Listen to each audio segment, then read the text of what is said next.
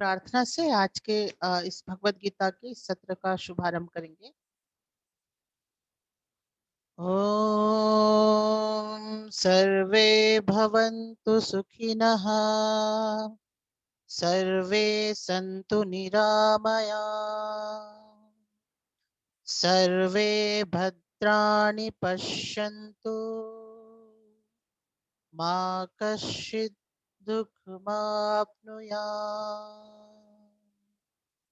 अखण्डमण्डलाकारं व्याप्तं येन चराचरं तत्पदं दर्शितं येन तस्मै श्रीगुरुवे नमः।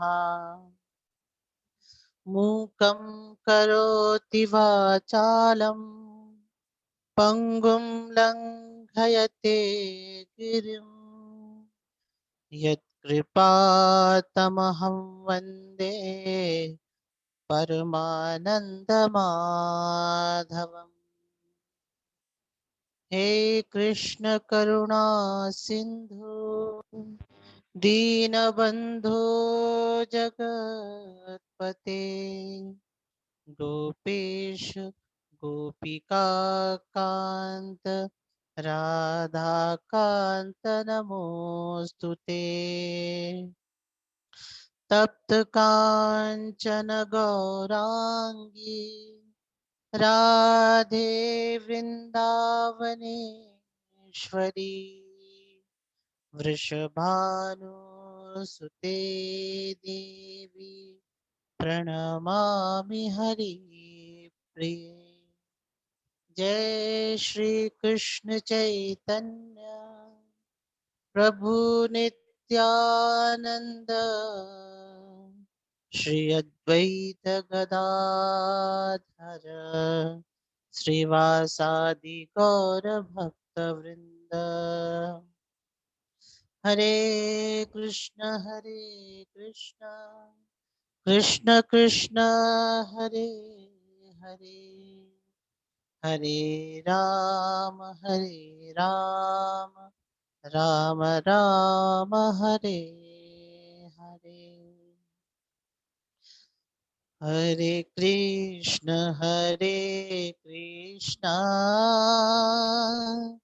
कृष्ण कृष्ण हरे हरे, हरे राम राम राम हरे हरे। हरे कृष्ण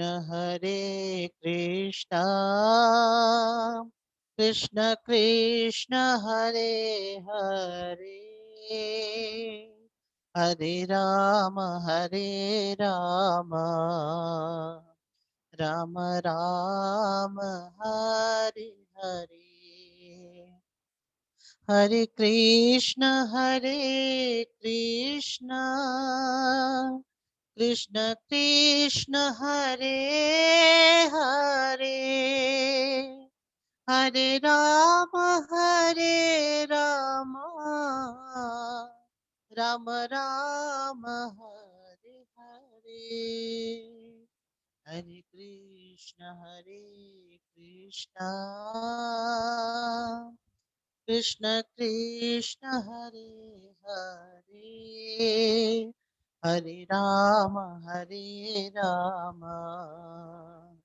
राम राम हरे हरे। आप सबके हृदय में विराजमान उस परमपिता परमेश्वर को प्रणाम करते हुए आज मैं भगवत गीता के दूसरे अध्याय पे के 17वें श्लोक हम देख रहे थे कि एक पृष्ठभूमि बनी थी भगवत गीता के दूसरे अध्याय में के लिए कि किस प्रकार से दूसरा अध्याय हमारे आध्यात्मिक संदर्भों के लिए बहुत ही महत्वपूर्ण है। और इस विषय पे हम लोगों ने लगातार एक दिन परिचर्चा की और दूसरे दिन हम लोगों ने इस पे प्रश्नोत्तर के भी डिस्कशन हम लोगों ने रखा था। और आज हम इसके अगले श्लोक पे बात करेंगे और मैंने पिछले बार यह कहा था कि अगले बार हम भगवत गीता के जब चर्चा करेंगे तो आत्मा के जो 12 प्रकार के सौंदर्य हैं, 12 प्रकार की सुंदरता है, उन सुंदरता पे बात करेंगे।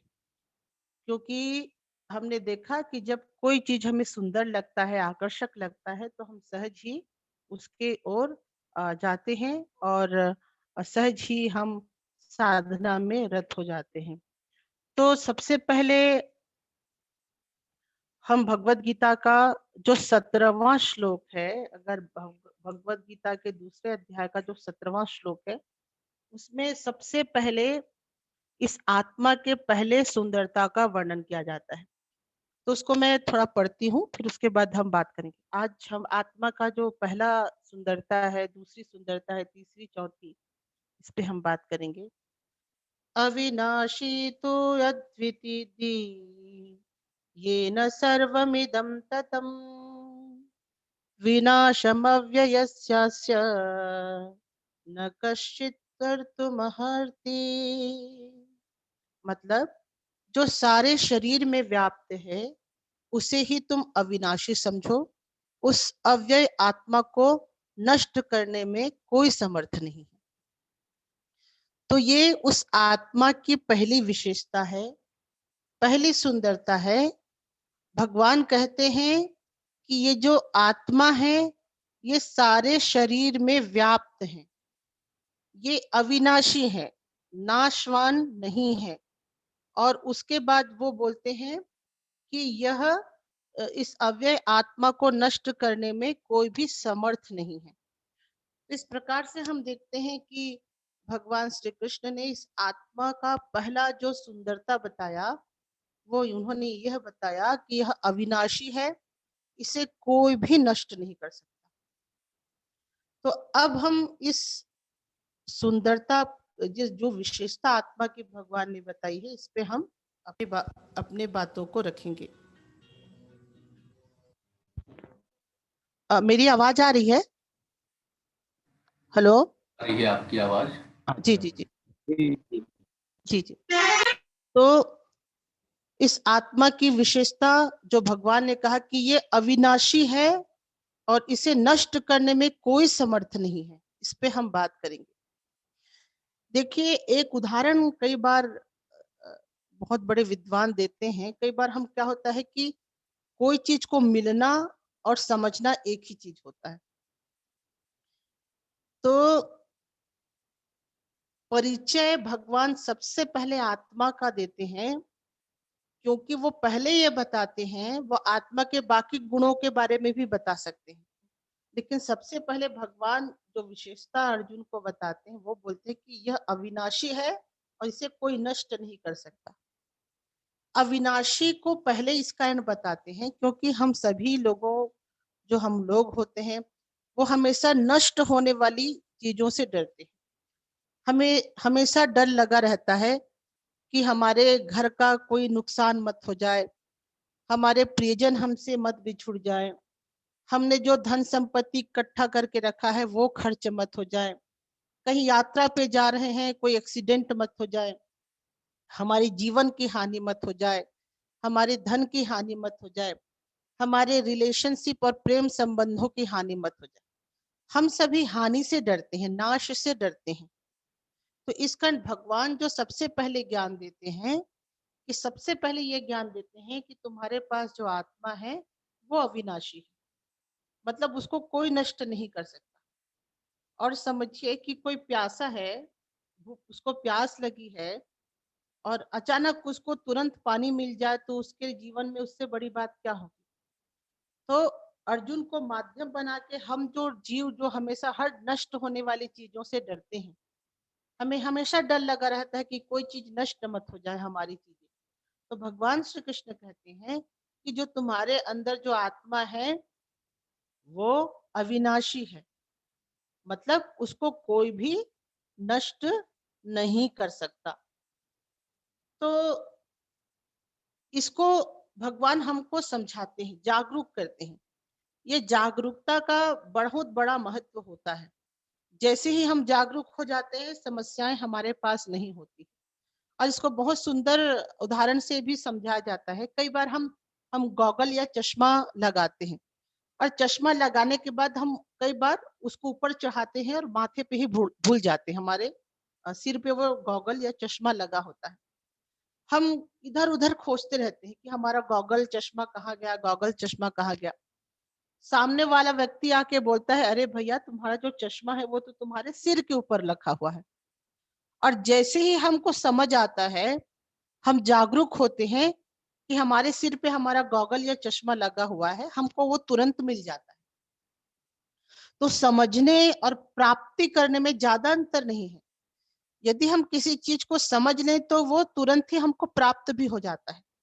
हमारे पास चश्मा हमारे माथे पे लगा हुआ था, हम भूल गए थे, और जैसे ही किसी व्यक्ति ने हमको जागरूक किया और जैसे ही हम जागरूक हुए, हमको वो चश्मा या वो गॉगल हमको मिल गया और हम उसको आंख में लगा के फिर जहाँ चाह पाते हैं वहां निकल। तो किसी चीज को समझना और उसका मिलना बहुत ज्यादा गैप नहीं है, बहुत ज्यादा अंतर नहीं है। दोनों एक ही पहलू है, एक ही मतलब तत्व के पहलू हैं। यदि आप किसी चीज को समझ गए, बोध हो गया, तो वो आपको उसकी प्राप्ति होगी। अब देखिए, हम कई बार सपने देखते हैं। जब हम सपने में होते हैं तब हमको जो सांप है हमको दौड़ाता है, कभी हम आग में जलते हैं, कभी हमारे जो सगे संबंधी हैं उनका डेथ हो जाता है, मृत्यु हो जाता है, और हम सपने में ही रोते रहते हैं। और अचानक उसी समय जब हमारा अलार्म बजता है और हमारी जब नींद खुलती है, तब हम बोलते हैं, अरे हम तो सपना देख रहे थे। पर जब ये अलार्म जो बजा है वही जागरूकता का अलार्म है। और जब हमारा सपना टूटता है, तब हमको समझ आता है कि सपने में जो हम रो रहे थे, सपने में जो सर्प सांप हमको दौड़ा रहा था, सपने में जिस अग्नि में हम जल रहे थे, अरे वो तो मिथ्या था, वो तो झूठा था।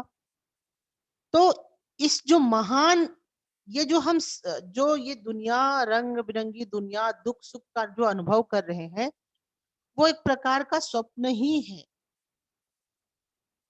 और जो हमारे अद्वैत वेदांत के जो दार्शनिक है, वो तो जगत को स्वप्नवत मानते हैं कि ये जगत है वो सपना है, और इस जगत में जो भी काम काज हो रहे हैं वो सपने में होने वाले क्रियाकलाप है।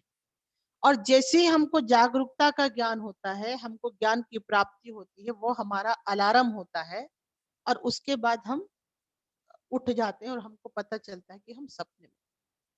तो कहने का तात्पर्य केवल यही है कि ज, किसी चीज की जागरूकता आना, ज्ञान आ जाना और उसको प्राप्त करने में बहुत ज्यादा अंतर नहीं होता है।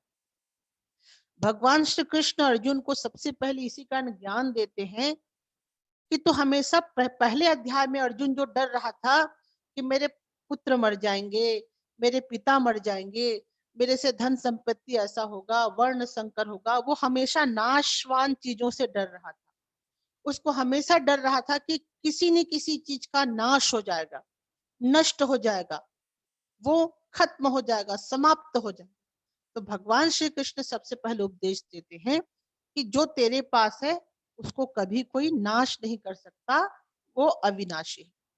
तो इस महान जो स्वप्न में हम जी रहे थे, इस महान स्वप्न में जो हम सपने में हम इतने सालों तक जी रहे थे, भगवान श्री कृष्ण हमको उठाते हैं, हटाक से उठाते हैं कि तुम बाहर निकलो इस स्वप्न से, जिसे तुम नाशवान समझ रहे थे, जिसे तुम समझ रहे थे कि तुम ये मेरे जीवन की सच्चाई है, वो सच्चाई नहीं थी, वो तो सपना था, स्वप्न था। और जब स्वप्न से तुम जागोगे तो एक दूसरी सच्चाई होगी, एक दूसरी दुनिया होगा, एक दूसरा ही अस्तित्व होगा, दूसरा आयाम होगा। तो इस प्रकार से भगवान श्री कृष्ण जो पहली जागरूकता देते हैं वो है अविनाशी अमृतत्व का, कि हम अमृतत्व हैं, हम आत्मा हैं, और ये हमारा स्वरूप है। तो भगवान श्री कृष्ण सबसे पहले स्वरूप का ज्ञान देते हैं। उपनिषदों में भी एक कथा आती है, ज्ञान देना बहुत बड़ा चीज होता है, जागरूक करना बहुत बड़ी चीज होती है। एक गीदड़ का बच्चा था, सियार का बच्चा था, जब उसकी माँ सॉरी एक शेर का बच्चा था, जब शेरनी शेर के बच्चे को जन्म देती है उसी समय उसकी मृत्यु हो जाती है, वो मर जाती है। और वो जो शेर का बच्चा है किसी तरीके से मतलब चलते चलते चलते चलते सियार या गीदड़ों के, जो गीदड़ होते हैं, सियार होते हैं जिसको हम फॉक्स कहते हैं, उनके झुंड में शामिल हो जाता है। और वो जो सियार या गीदड़ों के साथ वो रहना शुरू कर देता है, उनके जैसे ही चलना, उनके जैसे ही फिरना, और लंबे समय तक से उनके साथ रहते रहते वो भूल जाता है कि वो शेर का बच्चा है। अब वो जो सियार थी, जो गिदड़ थी, उसका दूध पीता था उसकी माँ का, और उनके साथ खेलता कूदता था। कई दिन बीत गए, कई वर्ष बीत गए, कई साल हो गए। अब वो शेर का बच्चा बड़ा हो गया, लेकिन उसका जो व्यवहार था वो पूरी तरीके से सियार के जैसे था, गिदड़ के जैसे था। उसे उसे ऐसा लगता था कि मैं सियार हूं, मैं स्वयं गिदड़ ही हूं। तो एक दिन क्या हुआ था, उस जंगल में एक दूसरा शेर आया। अब वो जो दूसरा शेर है, वो दूर से देखता है कि वो जो सियार हैं, गीदड़ हैं, उनके साथ एक शेर का भी बच्चा है जो बड़ा हो गया, उनके साथ रह रहा है, उनके जैसे खा रहा है, उनके जैसे पी रहा है। तो उस शेर को लगता है कि ऐसा क्यों कर रहा है, वो तो शेर का बच्चा है। और किसी तरीके से वो शेर के बच्चे के पास जाता है, तो शेर का बच्चा डर के भागने लगता है। तो जो शेर था, दूसरा शेर था, वो जाके बीच में ही रोक देता है और बोलता है कि डरो मत, मैं तुमको कुछ नहीं करूंगा, तुमसे मैं केवल एक बात करना चाहता हूँ। तो शेर का बच्चा दूसरे शेर का बच्चा बोलता है कि बोलिए क्या बात करना चाहते। तो वो बोलता है कि तुम तो शेर के बच्चे हो, तुम इन गिदड़ों और सियारों के साथ क्यों रह रहे हो, तुम्हारा व्यवहार इनके जैसा क्यों हो गया है, तुम इनके जैसे क्यों दब्बू और डरपोक बन गए हो, तुम तो शेर के बच्चे हो। लेकिन वो जो शेर का बच्चा है वो विश्वास नहीं करता, वो बोलता है कि मैं तो सियार हूं, और एक जो सियारिन है वो मेरी माँ है, मेरे पापा है, और वो जो खेल रहे हैं वो मेरे भाई बंधु हैं। तो शेर कहता है कि सुनो, एक काम करो, तुम मेरे साथ आओ। और जो बड़ा शेर है उस शेर के बच्चे को लाता है, और एक तालाब होता है, और उस तालाब में बोलता है कि तुम अपने परछाई को देखो। और जब शेर का बच्चा उस तालाब में अपनी परछाई को देखता है, तो वो ये देखता है कि उसका जो स्वरूप था वो उसके साथ वाले शेर के स्वरूप के जैसा ही था। वो देखता है कि मैं जैसा हूं, मेरे साथ में जो शेर खड़ा है वो भी वैसा है। और उस दिन उसको समझ आता है कि मैं कोई गीदड़ या सियार नहीं हूं, मैं तो शेर का बच्चा था, और मैं एक शेर हूं। तो देखिए, हम सब भी इस दुनिया में, इस प्रपंच में, जो भगवत गीता में 3 प्रकार के गुणों का वर्णन किया गया है, सत, रज और तम, इन गुणों के प्रभाव से हम भी इस संसार में आते हैं और अपना व्यवहार करते हैं। कुछ संस्कार हमारे समाज से मिलता है, कुछ संस्कार हमारे पूर्वजों से मिलता है, कुछ संस्कार हमारे पूर्व जन्म के कर्मों से मिलता है, कुछ संस्कार को हम आपस में पढ़ाई के माध्यम से, अपने अनुभवों के माध्यम से सीखते हैं। और इस प्रकार से हमारे एक व्यक्तित्व का निर्माण होता है। और ये जो व्यक्तित्व का निर्माण होता है, हम इसी व्यक्तित्व के सहारे जीवन जीना शुरू करते हैं। और फिर हमारी एक धारणा, हमारी एक सोच और हमारी एक संकल्पना भी इस व्यक्तित्व के अनुसार बन जाता है। हम भूल जाते हैं कि हम शेर के बच्चे हैं, मतलब हम आत्मा हैं। हम पूरे तरीके से भूल जाते हैं। और एक दिन ऐसा समय आता है जब हमारे जीवन में एक गुरु आते हैं, एक मार्गदर्शक आते हैं, एक जागरूक करने वाला व्यक्ति आता है, और तब हमको समझ में आता है कि हम तो शेर के बच्चे हैं और हम आत्मा हैं। हम अमृतत्व के, हम अमृतत्व के बूंद हैं, हम अमृत के पुत्र हैं। पर ये समझ कब आता है, जब कोई हमें जागरूक करता है, जब कोई हमें ज्ञान देता है। तो आज जो अर्जुन की स्थिति थी उसी शेर के बच्चे की जैसी थी। वो अपने सगे संबंधियों में, वो अपने राजपाट में, वो अपने गोत्र में, अपने कुल के संस्कारों से, अपने माता पिता के संस्कारों से, अपने शिक्षा दीक्षा के संस्कारों से वो भूल गया था कि वो आत्मा है और अपने सगे संबंधियों को सत्य मानता है। और वो हमेशा डरते रहता है कि अगर मेरे सगे संबंधी नष्ट हो जाए तो मेरे कुल का नष्ट हो जाएगा, मेरे कुल नष्ट होने से वर्ण संकर हो जाएगा, वर्ण संकर होने से हमारे कुल की स्त्रियां दूषित हो जाएंगी, हमारे वर्ण संकर से जब स्त्रियां दूषित होंगी तो उनके जो पुत्र होंगे वो भी वर्ण संकर वाले जो संतानें होंगी, और जब वर्ण संकर वाले संतानें होंगी तो वो हमारा पिंडदान नहीं करेंगे, और जब हमारा पिंडदान नहीं होगा तो हमको स्वर्ग या स्वर्ग की प्राप्ति नहीं होगी। तो देखिए अर्जुन का डर किस लेवल तक चला गया है। वो अपने डर को वर्ण शंकर, कुल, कुल के बाद और अपने पिंडदान तक के प्रकार के डर को वो डरता है, मात्र इसी कारण क्योंकि वो इस प्रकार के संस्कारों में वो बन चुका है। तो भगवान श्री कृष्ण जब देखते हैं कि जो अर्जुन रूपी सियार है वो इन सगे संबंधी रूपी सियार और प्रपंच में खो गया है, तब वो उसके पास जाते हैं और महाभारत की युद्ध भूमि में उसको सबसे पहले बताते हैं कि अर्जुन, तुम गिदड़ नहीं हो, सियार नहीं हो, तुम एक शेर के बच्चे हो, मतलब एक आत्मा हो, और तुम्हारी जो आत्मा है वो अविनाशी। इस प्रकार से भगवान उसको पहले गुण के बारे में बताते हैं, पहली विशेषता के बारे में बताते हैं कि जो हमारी आत्मा है वो अविनाशी। और उसके साथ साथ भगवान श्री कृष्ण ये कहते हैं, उसमें एक शब्द आया है सर्वमिदं ततम। भगवान श्री कृष्ण अविनाशी गुण को बताते हुए उसके दूसरे गुण को बताते हैं कि यह सर्वमिदम है, यह मतलब यह सब जगह व्याप्त है, मतलब सब जगह, सब सब चराचर पे है। तो दो प्रकार का गुण भगवान सबसे पहले बताते हैं कि ये अविनाशी है। अब देखिए हमारे शास्त्रों में तीन प्रकार के नाश का वर्णन है। जो पहला जो नाश होता है उस नाश को हम कहते हैं कि ये आश्रय नाश है।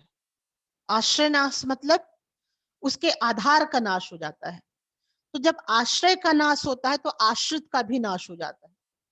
जैसे इसको उदाहरण से हम देख सकते हैं कि एक बहुत बड़ा घर है, बिल्डिंग है, और जब भूकंप आता है और जब भूकंप बिल्डिंग की नींव को हिला देता है तो पूरा बिल्डिंग गिर जाता है। तो इसको बोलते हैं आश्रय का नाश होना। तो भूकंप के आने से जैसे बिल्डिंग गिर जाता है, आश्रय का नाश होने से जैसे आश्रित का नाश होता है, तो इस आत्मा में आश्रय नाश भी नहीं होता क्योंकि इस आत्मा का कोई आश्रय ही नहीं। दूसरा प्रकार का नाश होता है उसको बोलते हैं हेतु नाश। हेतु नाश में ये होता है कि उसमें किसी आश्रय का नाश नहीं होता, उसमें वो खुद से स्वतः ही उसका नाशवान नष्ट हो जाता है। जैसे कि एक अनाज है, चावल का खाना है, चावल को आप पका के रख दीजिए, एक समय के बाद वो स्वतः ही उसका वो नष्ट हो जाता है। जो हमारा शरीर है वो भी जन्म लेता है, एक समय के बाद स्वतः ही नष्ट हो जाता है। तो ये जो स्वतः नष्ट होने वाली चीजों को बोलते हैं हेतु नाश। जैसे शरीर है, जैसे भोजन है, जैसे पेड़ पौधे हैं, जैसे प्रकृति है, इसको नाश करने के लिए किसी आश्रय को नाश करने की आवश्यकता नहीं है। ये एक समय होते हैं और एक समय के बाद नष्ट हो जाते हैं। तो आत्मा में आश्रय नाश भी नहीं है, हेतु नाश भी नहीं है। हेतु नाश भी क्यों इसका नहीं है? क्योंकि आत्मा क्या है? अविनाशी है, अनंत है। और तीसरा प्रकार का जो नाश होता है उसको बोलते हैं विभुक्ति नाश। इसमें यह होता है कि किसी के माध्यम से किसी चीज को नष्ट किया जाता है। जैसे एक पेड़ खड़ा है, हरा भरा पेड़ खड़ा है, एक वहां से एक व्यक्ति आता है और अपने कुल्हाड़ी से उस पेड़ को आघात करता है और वो पेड़ खत्म हो जाता है। तो ये क्या हुआ? अभुक्ति नाश। मतलब इसमें आश्रय का नाश नहीं हुआ, इसमें हेतु का भी नाश नहीं हुआ, इसमें क्या हुआ, एक माध्यम आया और उसने पेड़ को काटा और उसके पेड़ के काटने से उसका वो नष्ट हो गया। तो इस आत्मा का ऐसा भी नष्ट नहीं होता, क्योंकि इस आत्मा का कोई अभिव्यक्त नहीं है, कोई माध्यम नहीं है जिसको नष्ट कर सके। तो शास्त्रों में जो नाश के प्रकार बताए गए हैं, नष्ट होने की प्रक्रियाएं बताई गई हैं, उन प्रक्रियाओं से भी आत्मा का नाश, आत्मा का विनाश नहीं होता। तो इस प्रकार से यह सिद्ध होता है कि आत्मा अविनाशी है, इसको कोई मार नहीं सकता। और भगवान श्री कृष्ण एक बहुत सुंदर श्लोक में बात कहते हैं कि नैनम चिंदन्ति शास्त्राणि नैनम दहति पावकः न चैनम क्लेद्यन्त्यापो न शोष्यति मारुतः। ये जो आत्मा है, इसको ना आग बुझा सकती है, न आग जला सकती है, न वायु बुझा सकती है, न पानी उसको गीला कर सकती है। तो हम क्या देखते हैं, कोई चीज को नष्ट करने के तीन तरीके होते हैं। या तो भयंकर आंधी आए तो चीजें नष्ट हो जाएंगी, तो भगवान श्री कृष्ण यहाँ पहले से बोल देते हैं कि वायु इसको सुखा नहीं सकता, नष्ट नहीं कर सकता। दूसरा नष्ट होने का एक और तरीका होता है कि उसको अग्नि जला दे, जब हम अग्नि में रखते हैं तो चीजें जल जाती है। तो भगवान श्री कृष्ण दूसरा उदाहरण भी देते हैं कि इसको अग्नि से भी जलाया नहीं जा सकता। और तीसरा उदाहरण देते हैं कि इसको दूसरा नष्ट कैसा होता है कि पानी से, बाढ़ से। अब जब केदारनाथ में बाढ़ आया और उत्तराखंड में बाढ़ आया, देखिए बहुत सारे घर बह गए, बहुत सारे लोगों का नाश, मतलब उनके जीवन चला गया। तो नाश तीसरे प्रकार से भी हो सकता है कि पानी बहा के उसको ले जाए। तो भगवान श्री कृष्ण कहते हैं कि इसको पानी तो गीला ही नहीं कर सकता। तो इस प्रकार से देखते हैं कि हमारे शास्त्र में नष्ट होने का बहुत सारे प्रमाण मिलते हैं, जैसे आश्रय का नाश, हेतु नाश, विभुक्ति नाश। तो इन तीनों नाशों में भी आत्मा नहीं आता। और नाश के दूसरे प्रकार हैं जिसमें आग में जलाया जाता है, वायु से नष्ट किया जाता है, अग्नि से नष्ट किया जाता है, पानी से नष्ट किया जाता है, वो भी उससे भी नष्ट नहीं होता है। तो नष्ट होने के जितने तरीके हैं, जितने कारण हैं, इस आत्मा में नहीं आते। इस कारण भगवान श्री कृष्ण आत्मा की पहली सुंदरता बताते हैं कि ये अविनाशी है, इसका नाश नहीं हो सकता, इसको आश्रय नाश भी नहीं हो सकता, इसका हेतु नाश भी नहीं हो सकता, इसका विभक्ति नाश भी नहीं हो सकता, इसको आग भी जला नहीं सकता, इसको वायु भी सुखा नहीं सकता, और इसको पानी भी डुबा नहीं सकता, गीला नहीं कर सकता, भिगा नहीं सकता। तो ये हम देखते हैं कि आत्मा के अविनश्वत्व का भगवान श्री कृष्ण ज्ञान कराते हैं। जैसे हम सपने में होते हैं, सपने में होने वाली चीजों को सत्य समझते हैं, तो भगवान श्री कृष्ण हमारे सपनों को तोड़ते हैं, हमारे सपने को नष्ट करते हैं। भगवान श्री कृष्ण हमको बताते हैं कि हम सियार के बच्चे नहीं हैं, हम गीदड़ के बच्चे नहीं हैं, हम तो सिंह के बच्चे हैं, हम तो शेर के बच्चे हैं, हम तो अमृत के संतान हैं। वेदा हमें तम पुरुषम महानतम आदित्य वर्ण तमसः परस्त। यानी हम उस आदित्य को जानते हैं, वो सूर्य ऐसा सूर्य है जिसके जानने से ज्ञान का प्रकाश होता है, ज्ञान की अग्नि जल उठती है। इसी कारण तो भगवान श्री कृष्ण ज्ञान का उपदेश पहले देते हैं। देखिए, एक विद्वान थे, वो बोलते थे कि हमको अंधेरे से लड़ना नहीं चाहिए। अगर हम अंधेरे कमरे में हैं और हमको प्रकाश चाहिए, तो हम अंधेरे को डांटेंगे, अंधेरे को गाली गलौज करेंगे, अंधेरे को लड़ने के लिए तलवार छुरी निकालेंगे। तो क्या अंधेरे से हम लड़ सकते हैं क्या? हमारे डांट का अंधेरे पे असर पड़ेगा क्या? हमारे चाकू छुरी तलवार चलाने से क्या अंधेरा खत्म हो जाएगा? क्या गोली तोप मारने से अंधेरा खत्म हो जाएगा? क्या अंधेरे को हम गाली गलौज करेंगे तो अंधेरा खत्म हो जाएगा? नहीं, बिल्कुल नहीं। यदि अंधेरे को खत्म करना है तो हमको अंधेरे से लड़ने की आवश्यकता नहीं है। अंधेरा चला जाएगा, मात्र एक काम करना है, हमको वहां पे एक छोटा सा दीपक जलाना है, हमको छोटा सा प्रकाश जलाना है। और ये जो छोटा सा प्रकाश है, वो पूरे अंधकार को नष्ट करता है। तो भगवान श्री कृष्ण हमको ये कहते हैं कि हमको यदि आत्मा को जानना है तो शरीर से लड़ने की आवश्यकता नहीं है, इन त्रिगुणात्मिका गुणों से लड़ने की आवश्यकता नहीं है, हमारे काम विकारों से भी हमको लड़ने की आवश्यकता नहीं है, हमको किसी से भी लड़ने की आवश्यकता नहीं है। आवश्यकता है केवल अपने आत्म तत्व की स्मृति को जागृत करना। हमें हमें स्मरण करना कि हम आत्मा हैं, हमें जानना, हमें बोध होना, हमें जागरूक होना पड़ेगा कि हम आत्मा हैं। और जब हम जागरूक होंगे, जब हमारा बोध होगा, जब हम स्मरण करेंगे, चिंतन करेंगे, मनन करेंगे, तो यही एक तरीका होगा इस अज्ञान रूपी अंधकार को नष्ट करने का। हमें किसी भी चीजों से लड़ने की आवश्यकता नहीं है। और एक बहुत बड़े मनोवैज्ञानिक थे, उसका नाम था मैं नाम भूल रही हूँ, वो बहुत बड़े मनोवैज्ञानिक थे, सिगमंड फ्राइड। सिगमंड फ्राइड उन्होंने अपना थ्योरी में ये कहा है कि यदि हम किसी विकारों से लड़ेंगे, अपने काम, क्रोध, लोभ, मोह, माया से लड़ेंगे, तो हमारे जीवन में और भी द्वंद्व आ जाएगा, हमारे जीवन में और भी परेशानी बढ़ जाएगी, हमारे जीवन में और भी अवसाद और डिप्रेशन आ जाएगा। तो क्या किया जाए? तो हमारे ऋषि मुनि बोलते हैं कि लड़ने की आवश्यकता नहीं है, इनका रूपांतरण किया जाए, इनको ऊर्ध्वमुखी बनाया जाए। और इनका ऊर्ध्वमुखीकरण कैसा होता है? स्मरण से, मनन से, चिंतन से। हमें हमेशा ये ध्यान रखना है कि हमारा जो चिंतन का क्षेत्र है, हमारा जो मनन का क्षेत्र है, वो क्या है।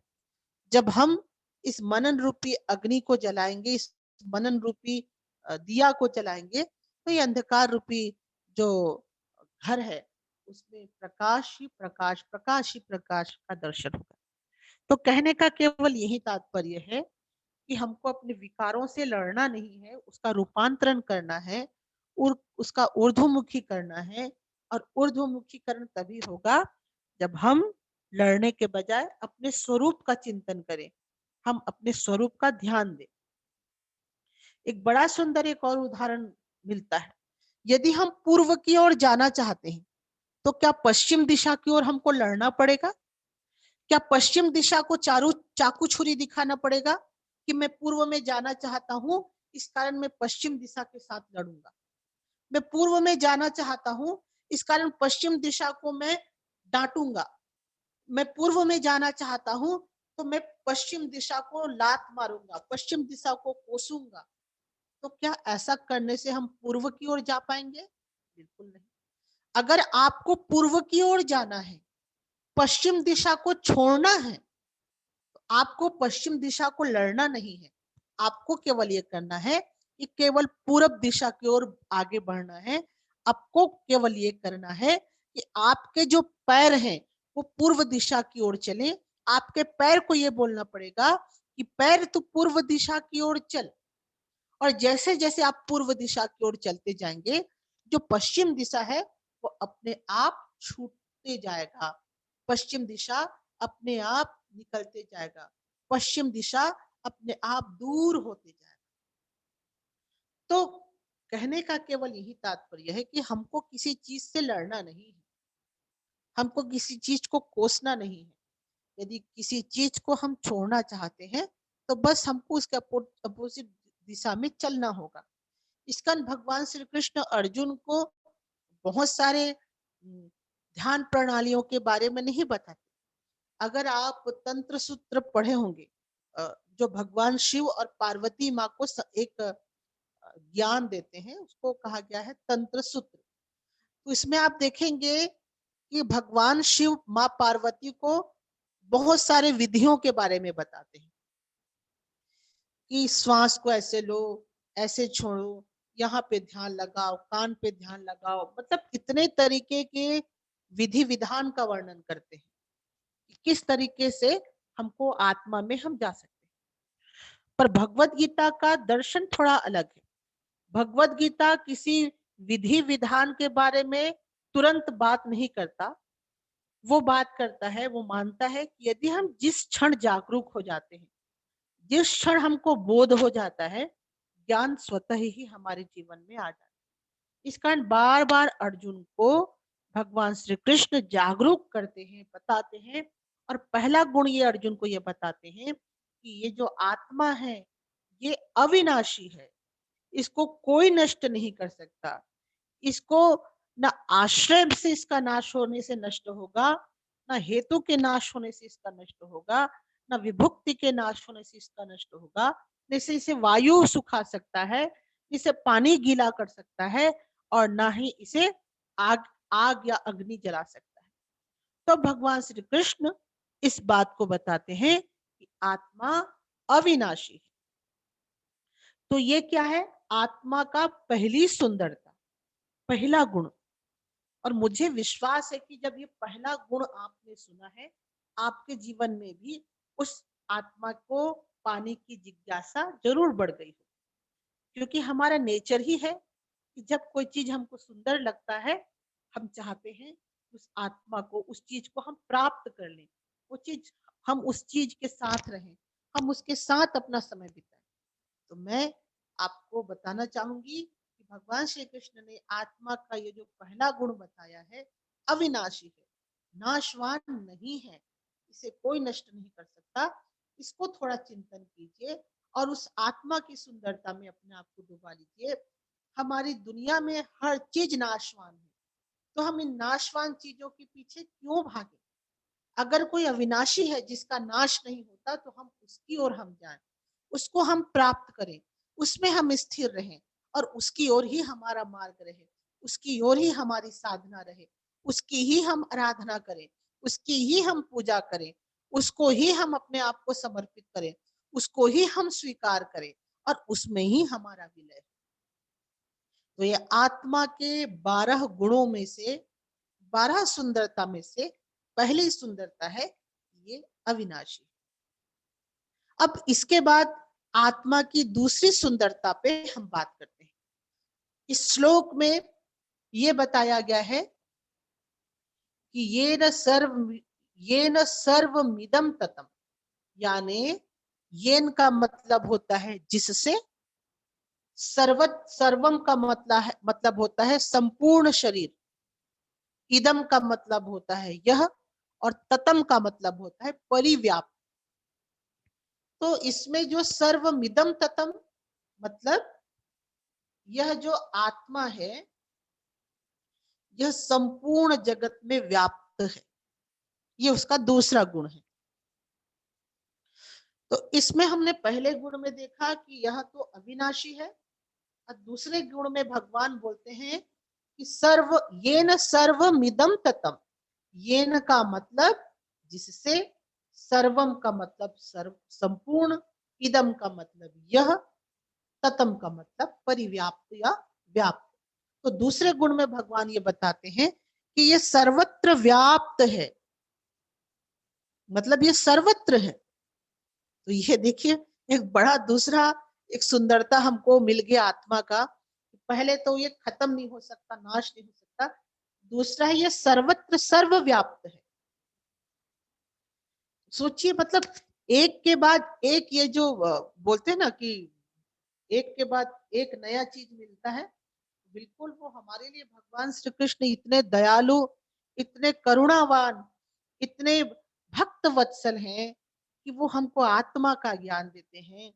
यदि कभी आप समय मिले तो महाभारत को यदि पढ़ेंगे, श्रीमद् भागवत का अध्ययन पढ़ेंगे, या कभी रामायण का पढ़ेंगे, तो पता चलेगा कि ये जो भगवान है, ये जो करुणा सागर है, ये हमारे लिए कितने दयालु हैं, कितने हमारे ऊपर कृपा करते हैं।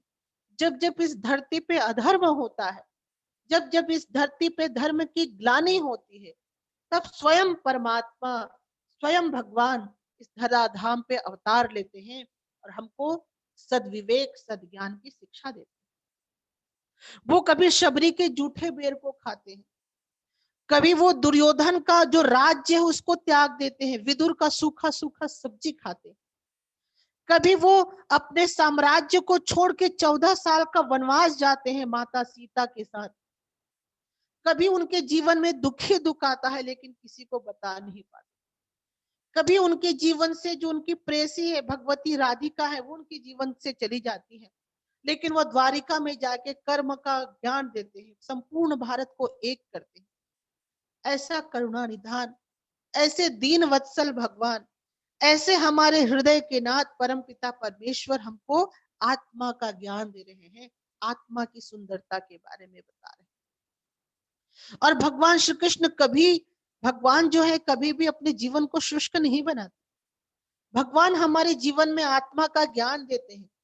यदि आप देखेंगे भगवत गीता में जहां भगवान आत्मा आत्म तत्व की बात करते हैं, वहीं वृंदावन में वो माखन चुरा रहे हैं, वो गोपियों के घर में उनको प्रेम का प्रतिदान कर रहे हैं, वो मैया यशोदा से बात, मैया यशोदा से पीछे पीछे भाग रही है कि हे कृष्ण, और अर्जुन और भगवान श्री कृष्ण आगे आगे चल रहे हैं। वो भगवान श्री कृष्ण जो अर्जुन को सब समय उनकी रक्षा करते हैं, और वही भगवान श्री कृष्ण है जिनको जिनको एक भील, एक बहेलिया उनको पैर पे तीर मारते हैं और वो इस जगत से जाते हैं। भगवान श्री कृष्ण सबको आशीर्वाद देते हैं, जगत के कल्याण के लिए काम करते हैं, लेकिन वही माता गंधारी के श्राप को स्वीकार भी करते हैं। मैं तो यही कहूंगी कि यदि भगवत गीता के उपदेशों का यदि कहीं पे आपको जानना है कि भगवत गीता के उपदेशों का जो व्याख्या है, तो आपको श्रीमद् भागवत, श्री रामचरितमानस, रामायण या फिर महाभारत का जरूर अध्ययन करना चाहिए, क्योंकि इस ग्रंथ की जो व्याख्याएं हैं वो इसमें है। तो इस हम सबको थैंकफुल होना चाहिए, हमारे अंदर ग्रेटिट्यूड होना चाहिए, हमको धन्यवाद देना चाहिए भगवान को कि उन्होंने इस समरांगण में, महाभारत के युद्ध में अर्जुन के माध्यम से हम सबको आत्मा के बारे में ज्ञान देते हैं, आत्मा के बारे में हमको ज्ञान प्रदान करते हैं, आत्मा के बारे में हमको जागरूक करते हैं। तो भगवान श्री कृष्ण के चरणों में मैं अपना प्रणाम करती हूँ, और उन्होंने जिस तरीके से इस दुनिया में आके इस ज्ञान का प्रचार किया, हमारा भी कर्तव्य है कि हमें भी अपने वैदिक ज्ञान का प्रचार प्रसार इस दुनिया में करना चाहिए। तो खैर, मैं अगले बिंदु पे मैं आना चाहूंगी कि भगवान श्री कृष्ण ने पहली सुंदरता ये बताया कि ये अविनाशी है, दूसरी सुंदरता ये बताते हैं कि ये सर्वत्र व्याप्त है, मतलब सभी जगह इसका व्याप्त है, मतलब ये फैला हुआ है। पर ये इसको कैसे समझे? तो इसको समझाने के लिए जो कबीर दास जी हैं बहुत सुंदर उदाहरण देते हैं कि ये जो आत्मा और परमात्मा, जो सर्वत्र सर्वव्याप्त जो सत्ता है, उसको समझाते हुए ये कहते हैं कि एक बहुत बड़ा अनंत समुद्र है, और उस अनंत समुद्र में बहुत सारे छोटे छोटे घड़े रखे हुए हैं, मटके रखे हुए हैं। जो घड़ा होता है, मिट्टी का घड़ा रखा हुआ है, और घड़े के अंदर में भी पानी है, और घड़े के बाहर में भी अनंत समुद्र है। तो आत्मा और परमात्मा ऐसा ही है। ये जो पंच तत्व है ये घड़ा है, और जब इन पंच तत्व के घड़े में जो हमारे अंदर जो पानी है वही आत्मा है, और वही आत्मा बाहर में भी है।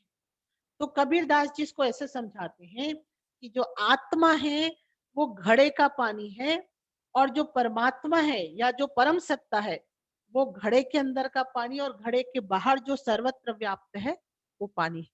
इस प्रकार से वो समझाते हैं कि ये जो आत्मा है वो सर्वत्र व्याप्त है। ऐसा नहीं है कि आज यहाँ पे है, कल उड़ के वहां चला जाए, कल उड़ के वहां चला जाए, ऐसा गुण नहीं है। ये सर्वत्र व्याप्त है। जैसे घड़े के अंदर पानी है और घड़े के बाहर भी पानी ही पानी है, तो इस तरीके से ये जो आत्मा है ये सर्वत्र व्याप्त है, समुद्र के भांति। और दूसरा उदाहरण ये दिया जाता है जैसे समुद्र और समुद्र की होने वाली बुलबुले। आप देखिए कि समुद्र है और समुद्र के बुलबुले हैं, दोनों में अंतर भी है और दोनों में अंतर भी नहीं है। तो ये जो बुलबुला है वो हमारी आत्मा है, और ये जो समुद्र में उठने वाली बुलबुले हमारी आत्मा है, और ये समुद्र जो है वो है परम सत्ता, परमात्मा तत्व। तो आत्मा और परमात्मा में कोई भेद नहीं है, आत्मा भी वही है, परमात्मा भी वही है। पर यहाँ पे हम देखते हैं, इस उदाहरण के माध्यम से ये समझाया जाता है कि यह सर्वव्याप्त है, सर्वत्र है, सब जगह है, सब जगह गतिमान, सब जगह फैला हुआ है। ये जो हमारी चेतना है सब जगह फैली हुई है। तो इस प्रकार से ये आत्मा की दूसरा गुण है, दूसरी विशेषता है। और इसके बारे में मैं आपको बताऊंगी कि ये जो इस श्लोक का जो दूसरा जो गुण है, इसको दो प्रकार से विद्वान लोग वर्णन करते हैं। हमारे धर्म शास्त्र में दो प्रकार का पंथ है। एक पंथ को कहते हैं द्वैतवाद और दूसरे पंथ को कहते हैं अद्वैतवाद। तो दो द्वैतवादी विद्वान हैं, वो इस श्लोक का ऐसा अर्थ लगाते हैं कि हमारी जो आत्मा, जो इसमें सर्वत्र सर्वव्याप्त जो लिखा है, उसका मतलब ये लगाते हैं कि ये शरीर में व्याप्त है, शरीर के बाहर में व्याप्त नहीं है। भगवान अलग है और हम अलग हैं। लेकिन जो अद्वैतवादी इसका मतलब लगाते हैं कि इसका मतलब संपूर्ण शरीर में व्याप्त अर्थ नहीं होता है, इसका मतलब होता है संपूर्ण जगत में व्याप्त। तो इस प्रकार से हम देखते हैं कि इस श्लोक का दो प्रकार से अलग अलग परंपरा के लोग अलग अलग तरीके से व्याख्या करते हैं।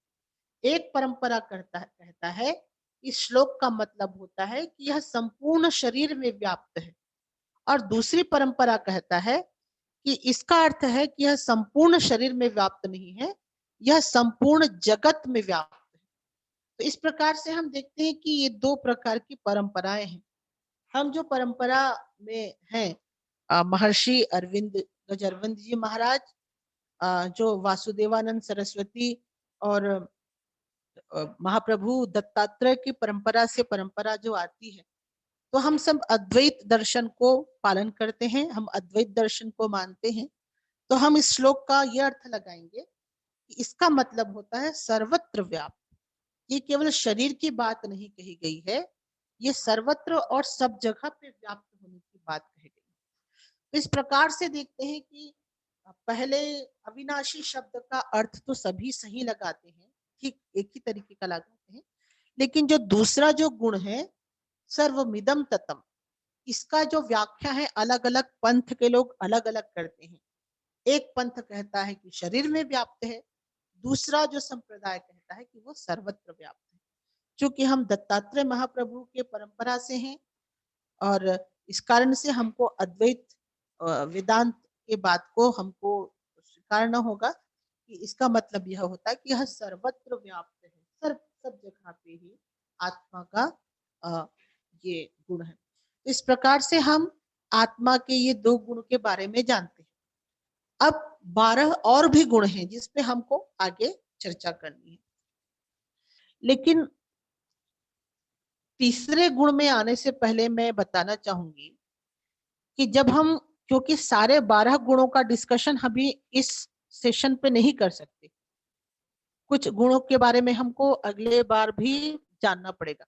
तो पहले से पूर्वाग्रह में आप नहीं रहेंगे कि हम तो सुने थे कि आत्मा ऐसा होता है, हम तो सुने थे कि आत्मा निर्गुण है, हम तो सुने थे कि आत्मा का कोई गुण नहीं होता। ये सारी चीजें आएंगी, धीरे धीरे ये सारी चीजें आएंगी।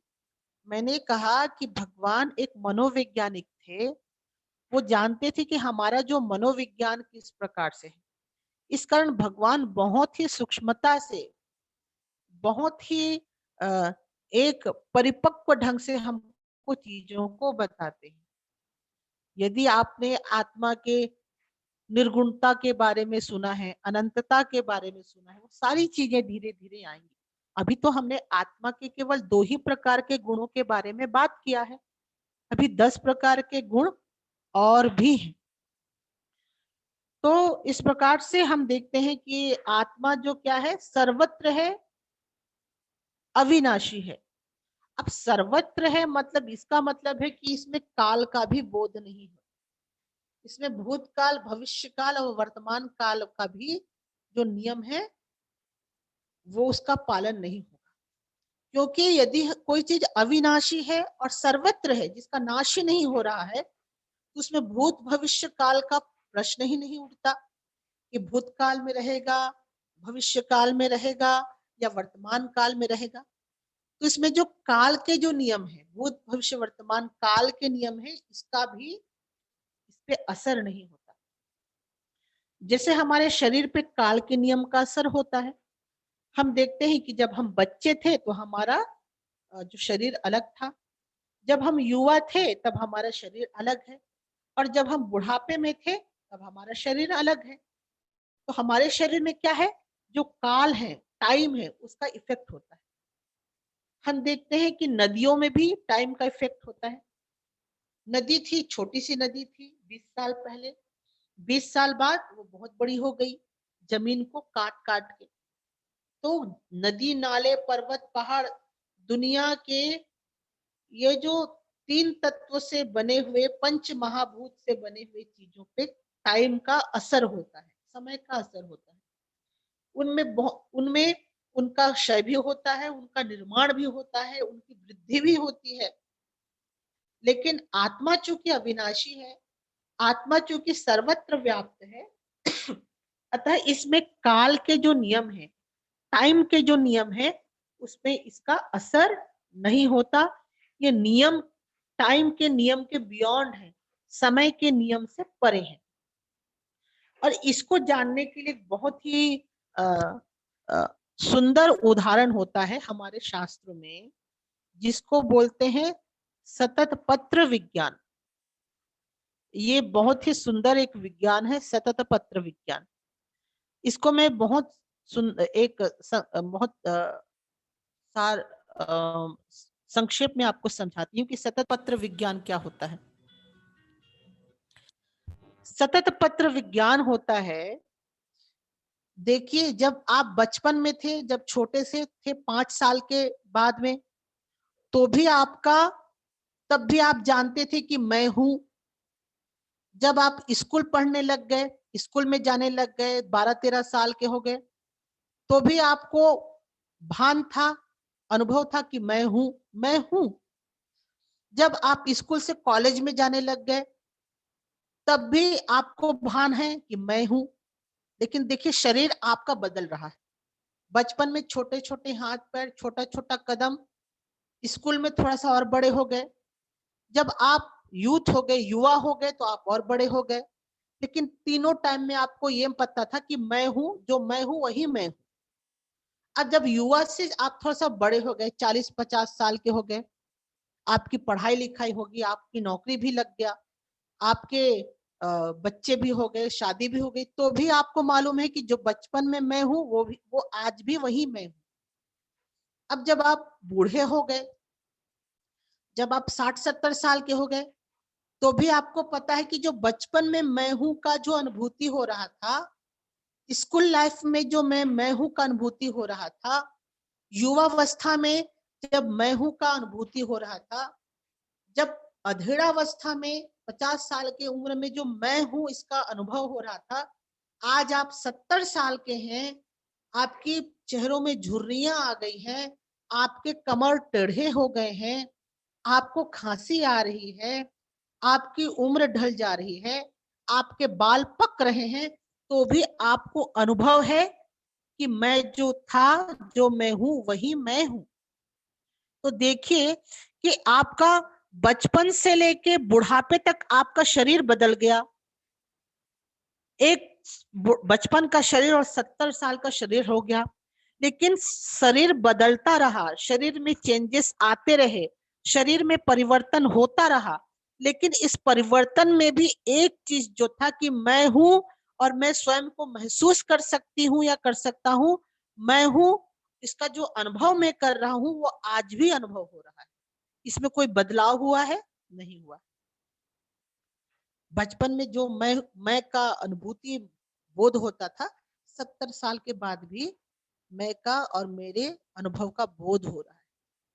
तो इस सतत पत्र विज्ञान का उदाहरण देते हुए बताया ये जाता है, इससे यह सिद्ध होता है कि जो शरीर है वो अस्थाई है, पर इस शरीर के भीतर जो हम अनुभव कर रहे हैं वो वैसा का वैसा ही बना हुआ है, वो स्थायी है, उसमें कोई विकार नहीं हो रहा है, उसमें कोई समय के साथ अलग अलग नहीं हो रहा है।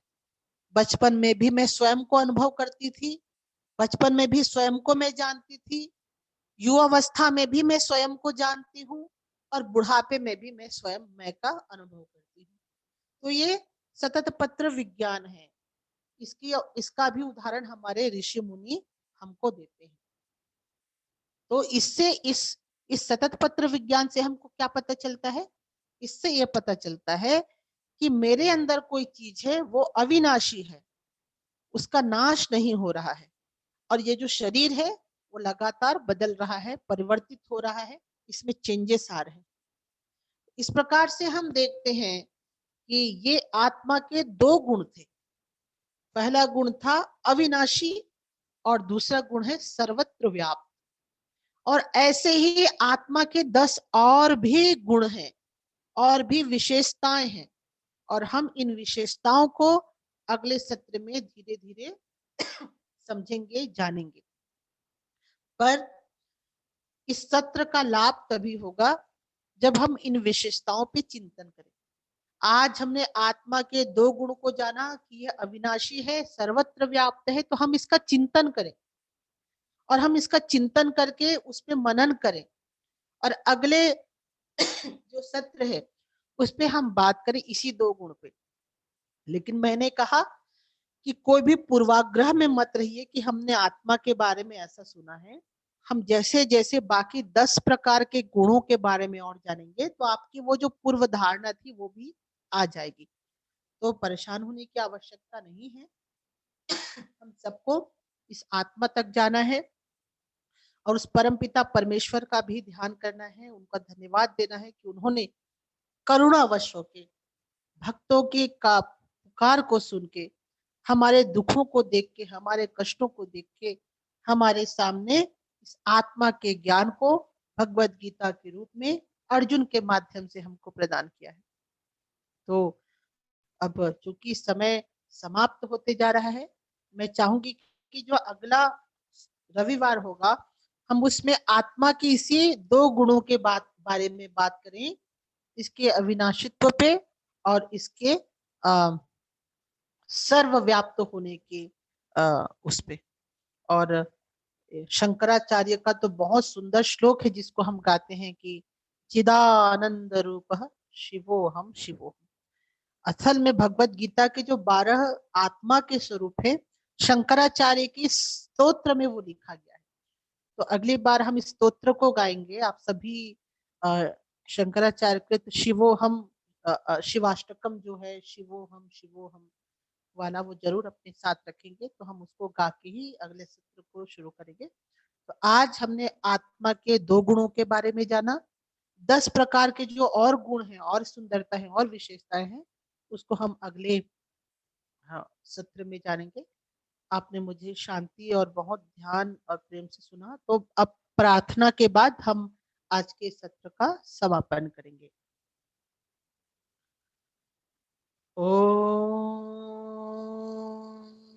पूर्णमिदं पूर्णात् पूर्णमुदच्यते पूर्णस्य पूर्णमादाय पूर्णमेवावशिष्यते। ओम शांति शांति शांति।